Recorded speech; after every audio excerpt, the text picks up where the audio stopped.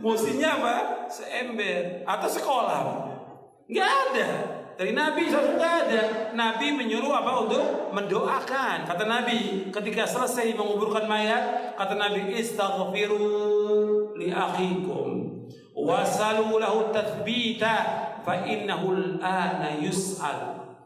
Hendaklah kalian memohonkan ampun kepada Allah untuk saudara kalian, dan mohonlah pada Allah agar Allah menetapkan hatinya untuk bisa menjawab pertanyaan, karena sekarang dia sedang ditanya.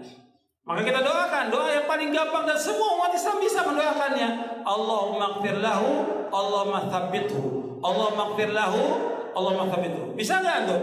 Allahumma ighfir lahu, Allahumma tsabbithu. Ya Allah, ampunlah dia, ya Allah, kuatkanlah dia.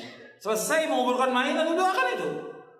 Enggak panjang-panjang pendek. Allahumma ighfir lahu, Allahumma tsabbithu. Kalau dari keluarganya, ya doakan yang banyak, yang panjang. Anaknya maunya doakan dengan yang panjang boleh. Allahumma ighfir lahu warhamhu wa'afihi wa'fu anhu terus yang panjang. Tapi kalau bagi kita yang hadir cukup doakan Allahumma ighfir lahu, Allahumma tsabbithu. Ringan, mudah, enggak sulit. Tapi enggak ada riwayat bawa air, bawa kembang, bawa segala macam, enggak ada. Ini semua perbuatan bid'ah dan enggak ada manfaatnya. Air buat apa untuk si mayit? Apa dia mau minum? Untuk apa? Atau dia adzankan? Enggak ada. Adzan untuk apa? Untuk sholat yang 5 waktu. Untuk sholat Idul Adha, Idul Fitri ada adzan enggak? Enggak ada. Padahal itu kumpulan yang banyak. Istisqa, sholat kusuf, enggak ada adzan. Yang sama-sama sholat aja yang besar aja enggak ada adzan. Kok ini masuk ke liang kubur dia adzankan? Adzan waktu hidup aja enggak ada yang datang ke masjid. La haula wala quwwata illa billah. Waktu orang hidup ini, baik yang adzannya maupun yang meninggal dunia, waktu hidup banyak yang nggak datang ke masjid. 5 waktu dia kumandangkan adzan nggak datang. Giliran masuk ke yang kubur dia adzankan. La haula wala quwwata illa billah. Kan kalau orang disuruh untuk lihat pertama pada syariat, yang kedua akalnya, gunakan akalnya untuk apa manfaatnya?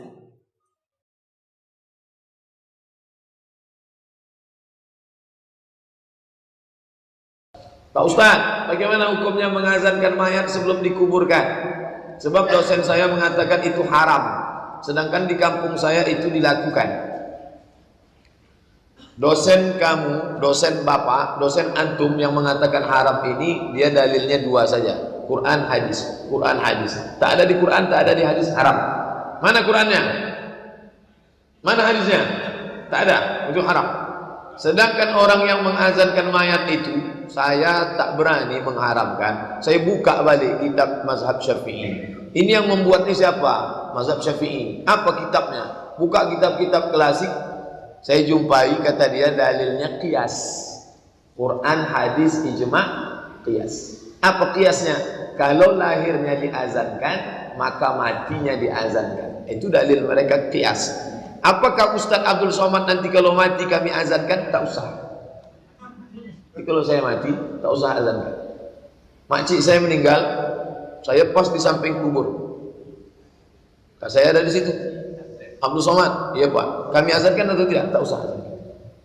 Tapi saya tak menyalahkan orang yang mengazankan, karena dia ikut pendapat ulama.